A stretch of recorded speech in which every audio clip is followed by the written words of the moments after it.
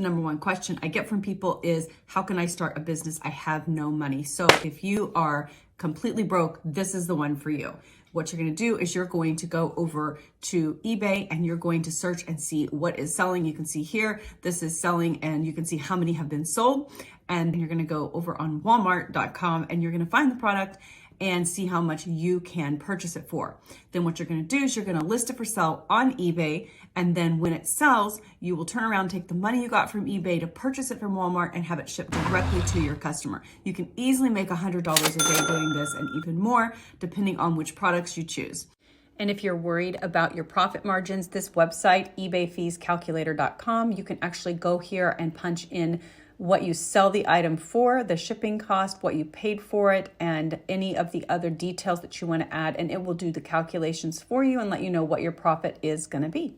So it doesn't take any money to get started with this type of business, and you can scale from making $10 a day to $100 a day to $500 a day, depending on your niche and your tenacity.